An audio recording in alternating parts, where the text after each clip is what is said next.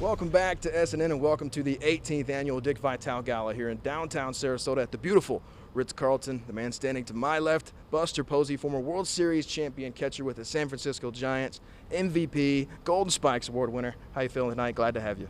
Yeah, I'm really happy to be here with my wife and looking forward to a special night here and hopefully raising a lot of money to help some kids out that have fallen on a really tough time.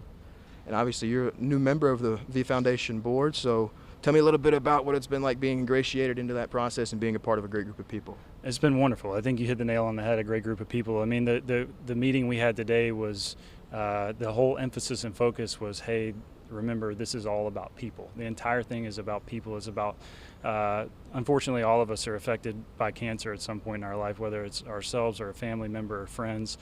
So to be a part of a group that wants to put a certain amount of resources together, not just money, to help people who are going through a really hard time, I feel fortunate to be a part of that. And obviously Dick Vitale, the namesake of this event, along with the V Foundation. What's your relationship like with Dick? Have you had a lot of experiences with him? Obviously, he is the enthusiastic personality that he is. Yeah, so I think it was 2016. We were hosting a gala in San Francisco, and he was kind enough to come out. He and Lorraine both came out, and he spoke. And yeah, the energy is special. It's unique. I think he's 82-ish, somewhere around there now. And to just be able to host something like this is incredible. And again, he's somebody that I've watched closely over the years about how he goes about doing this, and it's genuine. And I think, you know, we can all tell when somebody's being real and authentic and doing it for the right reasons, and he most certainly is. And I would be remiss if I didn't ask you a baseball-related question. Okay. So obviously the new rules being implemented this year. You're not too far removed from playing in the game yourself. Do you think these rules are generation-specific to these guys playing, or do you think generations past would have been able to acclimate as well, like your generation of players and generations before?